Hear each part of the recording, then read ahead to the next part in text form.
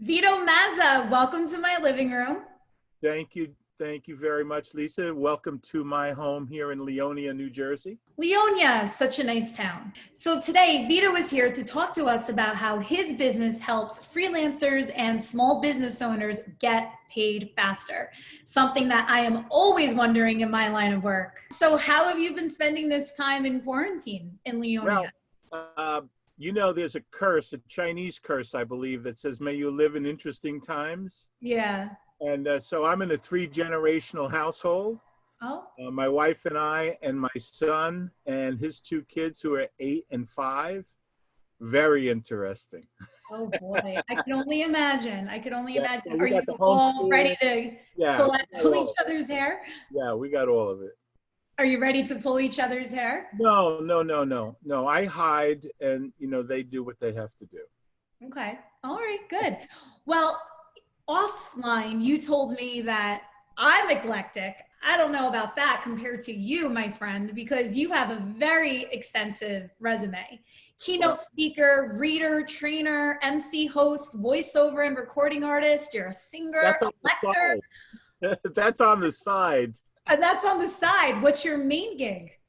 Well, my main gig at this point in my career is I work with a company called Kinnem, and we help medical practices, small business owners, freelancers to get paid on time, which Oh, is this pandemic has been an unbelievable experience. I've been in this business, this is my second career, but I've been in this business a long time now. It's over 15 years. And what's happening now with the way that people are responding to a professional diplomatic approach, it's been fascinating and wonderful for our clients. So this, intuitively, you would say, oh my God, there's a pandemic. Nobody's going to pay anything. And it's bad, bad, bad. But in mid-April, there was a Gallup poll, Lisa, that said, what are you going to do with the $1,200, the CARES Act money? And 35% of the people said they were going to pay bills. And another 25% said they were going to either invest the money or save it. So if 1 out of 3 people are thinking about taking care of their debts, I propose that it's very similar to everybody's cleaning out their garage, their drawers, their filing cabinets. There's a big cleanup going on. And in the same vein, cleaning up your credit history and paying some bills and getting that off your mind is a very calming thing. yes. So we have clients that have, some of our clients said, don't do anything. Don't call anybody. Don't write anybody. Stop, because we're closed. And we don't want to bother our clients and customers. Yeah. And then we have medical practices that said, oh my God, we're overwhelmed. We're spending so much more preparing to deal with COVID. We need to get paid. And so we're working for them, and we've had some unbelievable results. So So how does it work though? How do you ensure that payment gets in the correct hands on time? well, it's a good question. So our system, actually, we have 4 pieces to our system. So one thing that we can do is we can offer reminder services. That's done in the name of the company. So most people now are shorthanded. Uh, they don't have the staff to contact the folks that owe them money, even with a friendly phone call or a friendly letter. So we have a system that for a flat fee, we will contact their clients in their name 5 times for about $15. And so it's so reasonable for them, and the people pay the company directly. There's no percentage. It's just an automated service using our technology, but we're transparent. There's no collections. It's not an agency. Then the second piece would be that we actually have written legal demands from the agency, but they're very diplomatic. In fact, the name of the agency is called Kinnem, Lisa. It comes from kin, family, Mhm. numbers, family before numbers, people before business. And so it does make a difference when people are treated with dignity and respect. And I think that's what the folks are responding to. Nobody's harassing them. Now, there are some professional debtors out there. You know, I mean, they didn't even intend to pay you when they came in for their test, you know?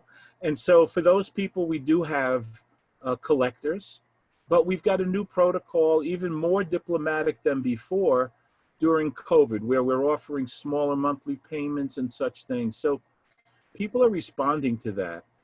And it's really, it's very comforting to me to be able to help small business owners in this way. You know, it's counterintuitive. Most people are saying, I wouldn't send anybody to collections now. But the truth is that we're doing a good job, and these companies need to be paid or they're going out of business. I mean, the term they've used over the last few months is liquidity. Have you heard that? Yeah. Liquidity. So they have money sitting in their accounts receivable from last fall, from January, from February.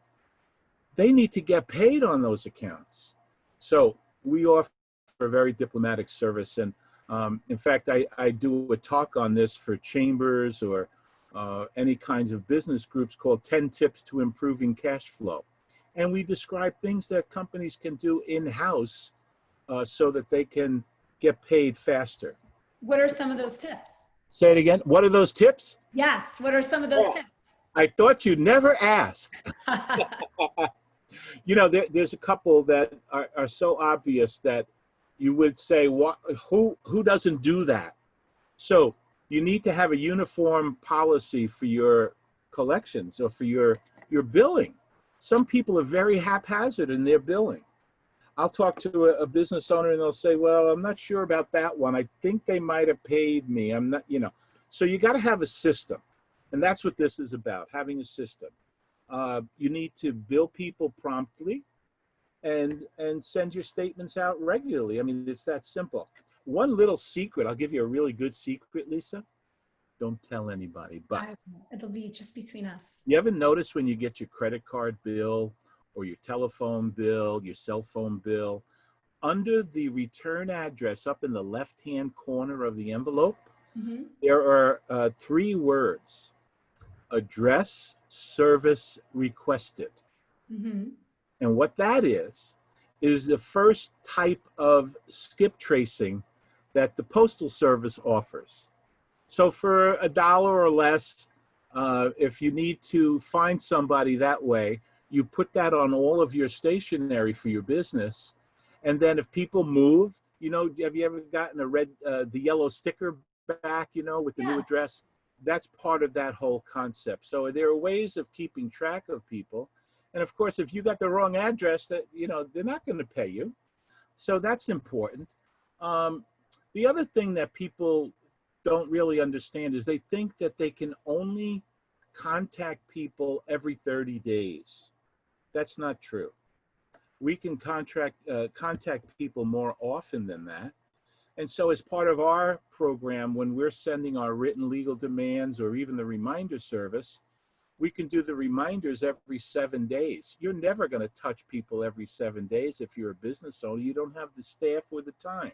Yeah. But for this flat fee, we can do that. And the people are paying you. And that's what, you know, most people who owe money would rather pay the company they owe than a collection agency. And so we allow that even when we're in the first level of collections, that the people will pay the business themselves. Also, this is a real problem right now, and it's because of the emotion that we're all dealing with.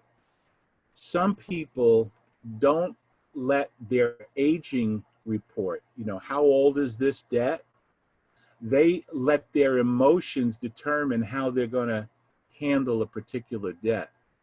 And so the easiest thing for everybody concerned is to say, okay, at 60 days or 90 days or 120 days, we're putting them into the system and we're going to let the system work for us.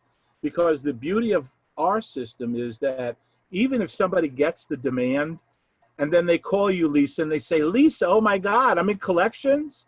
You can say, you know, I'm so sorry, we have this new policy and I can take care of it right away. Just give me your credit card and I'll take care of it immediately.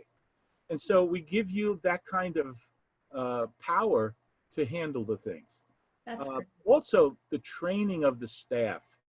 I can't tell you how many businesses I've been in and I say, well, who handles this? And they say, oh, the receptionist, when she's not busy, I give her a few people to call. Well, if you don't train the receptionist, then you're really looking for trouble, because, you know, any of the laws, the state laws or the federal laws, are always in favor of the people who owe you the money. Yeah. You have to be a lot more careful as a business owner. Any mistakes that you make, just admit it and take care of it. Don't try to, you know, give excuses and sneak your way out of it. Just be upfront and honest with your clients and your patients. Yeah. The laws, have you ever heard of the federal, the Fair Debt Credit Protection Act? These No. are the laws. This law, and there's another one, the TCPA, that's about calling people on their cell phones. Those laws are absolutely designed to protect the debtors. So you need to know what those laws are. I'll give you an example. Now, you said you were living in Jersey City? I was living in Jersey City. I Okay. recently moved out. Okay. Well, I I lived there grew for up in, 3.5 wonderful years. yeah, I grew up in Jersey City. Oh, And nice. when I was a kid, we had a little grocery store, Henry's grocery store, right across from where we lived. And I would go in there, and up on the wall behind the cash register, they would tape the bounced checks. Oh, I mean, it was public information as far as they were concerned. yeah. A little embarrassing, huh? Well, not only embarrassing, but if you do that today, woo, you could have quite a lawsuit on your hands. Yeah. So these laws say no blackballing of people. You can't put them on a list of these people don't pay their bills. No, you can't do things like that. Yeah. And so in my presentation, I have a whole list of things that we could talk about, things that they do in business offices that really they need to stop doing, because people who know the law might be able to actually sue these folks. So it's a helpful thing. And then, of course, this is a vested interest on our part. You need help sooner. The average business owner waits 6 months to a year before they put accounts into any kind of service for collections. That's insane, because the Department of Commerce tells us that if an account is 90 days old, there's a chance that you're going to lose almost 30% of those accounts just through depreciation. You know, either they move, they quit, they're gone, whatever. At 180 days, you're collecting less than 30% of the money owed to you based on depreciation. So why do people wait that long? So the answer is really simple. They tell us there's two things. The first thing they say, business owners will say, well, I don't want to upset my clients. My customers are too important.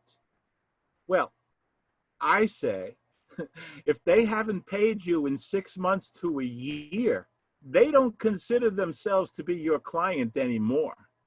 If they need supplies or whatever, they're gone. They found somebody else to help. And then the second thing is they don't want to pay 33%, which is the average percentage that collection agencies charge. We're talking about $15 per debtor.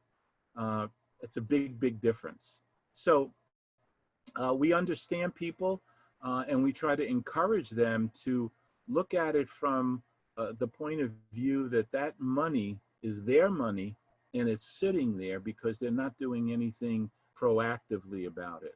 Yeah. And so most people just don't feel comfortable. You know, I'm a teacher by vocation, and I had a business in publishing for the World Book Company, and people used to bounce checks on me like crazy, and for the deposit, you know? And my wife would say, what are you going to do about these checks? And I'd say, you know, I'm Vito from Jersey City, right? Tough guy. Hey, forget about it.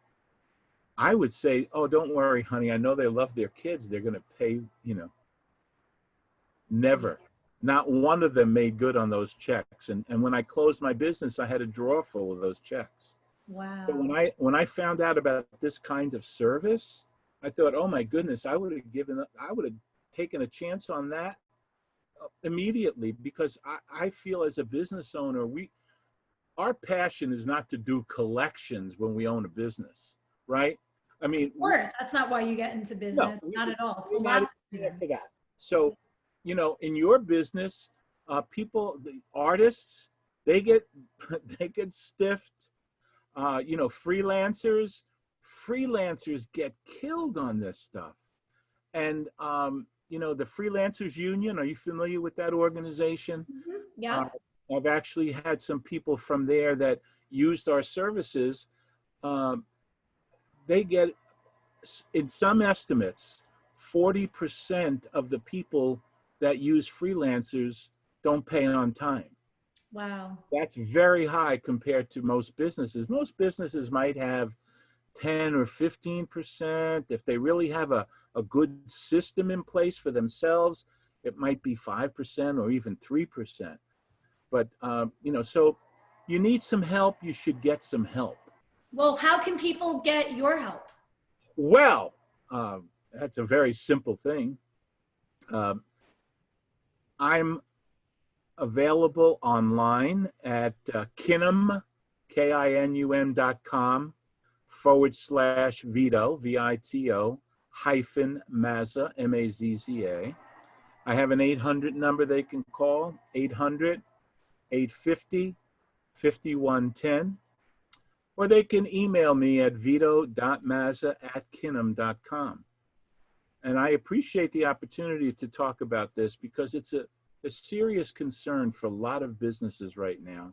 Yes. And I think if they understand that we have their best interest in mind, and we're going to treat the people actually better than they might treat them, because we know all the rules, and we're not going to say things that can hurt the relationship, it's a good thing to check this out. Yeah.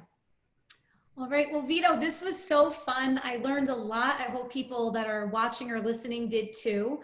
Well, I And hope so. I look forward to, keeping the conversation going soon. Thank you, Lisa. I'll see you when the world gets a little bit more normal. I'll see you out and about in New Jersey. Yes. Oh, please. I pray that happens very, very soon. But, Excellent. it's July. It's the beginning of July, and I think we have a few more months to go. Yeah, I thought I was going to a medical conference in Chicago in October, and they've canceled that. Yeah. It's too bad. It is. But anyway, we're going to get through it and expect good things. So Yes, we will. all the Thank you best. so much. Thank you, Lisa. Bye.